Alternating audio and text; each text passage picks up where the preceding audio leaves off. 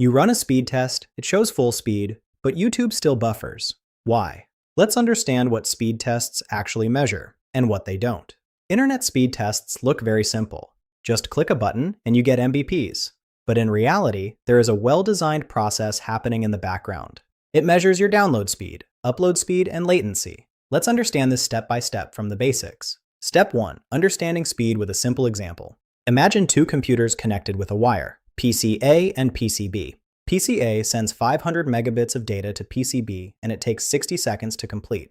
So, speed equals total data divided by time taken, in this case 500 megabits divided by 60 seconds. That equals 8.33 Mbps. This means every second about 8.33 megabits of data is transferred.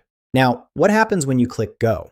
When you start a speed test, your device contacts the service to get a list of nearby servers. It avoids faraway servers because more distance equals more delay. It selects the closest, low-latency server. Before measuring speed, your device checks latency. It sends small requests to multiple servers and measures the round-trip time, or RTT. While similar to a ping test, many speed tests use HTTP or TCP-based requests instead of pure ICMP. Latency depends on distance, network congestion, and even your router's processing time.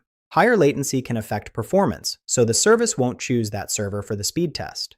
Now the real test begins, the download speed test.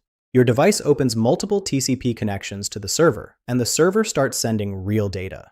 TCP does not send data at full speed immediately. It uses a method called slow start. It starts with a small amount of data and gradually increases speed while monitoring acknowledgements. If the network is stable, speed increases. If there's delay or packet loss, the speed reduces. That's why the speed graph goes up gradually. Your device measures exactly how much data is received and in how much time. Now the process reverses with the upload speed test. Your device sends data to the server continuously, while TCP handles acknowledgements in parallel. Upload speed is calculated as data sent divided by time taken. For example, 300 megabits in 10 seconds is 30 Mbps. But what happens when things go wrong? Let's look at packet loss. If packets are lost, the receiver asks for missing data. This retransmission increases the total time. If 300 megabits takes 15 seconds instead of 10 due to packet loss, your new speed is only 20 Mbps. So packet loss directly reduces your measured speed.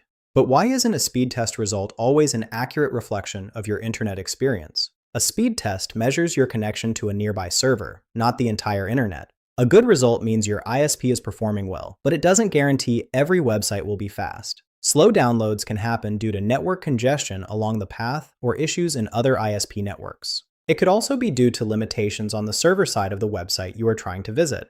If you want more insights like this, join our Telegram and Instagram communities for technical queries and interview guidance. Happy learning! I hope this video helped you understand how speed tests work. Thanks for watching.